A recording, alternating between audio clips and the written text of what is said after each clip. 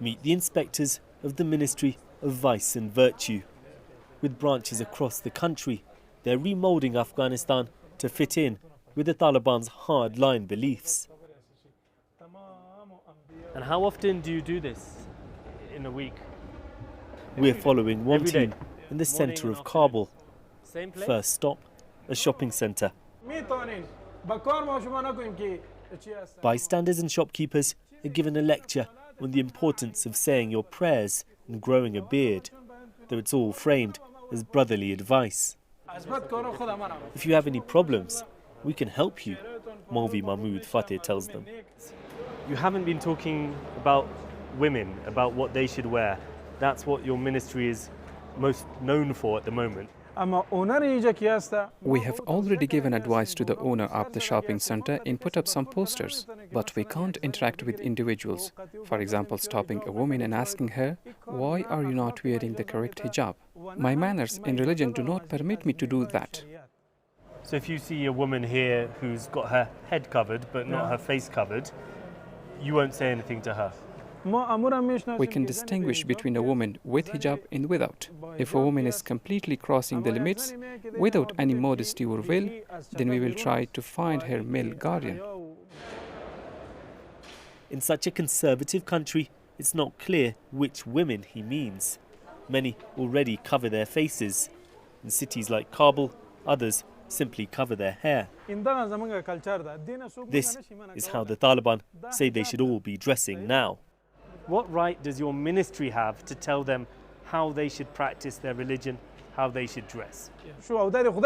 It is not the decree of the ministry, it's the decree of God. The real cause of moral corruption is the face. If the face is not covered, then what is the point of hijab? The inspectors are on the move. Next up, a bus stop.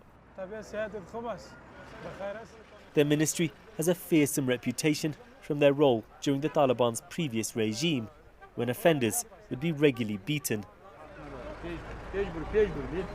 But here, their focus is on ensuring men don't get too close to female passengers. Certainly in front of us, these Vice and Virtue inspectors are behaving politely, gently with the public. Is that always the case when cameras are not around for teams right across the country? Local residents we spoke to off-camera had no complaints about these inspectors, but many worry the Taliban are growing increasingly repressive.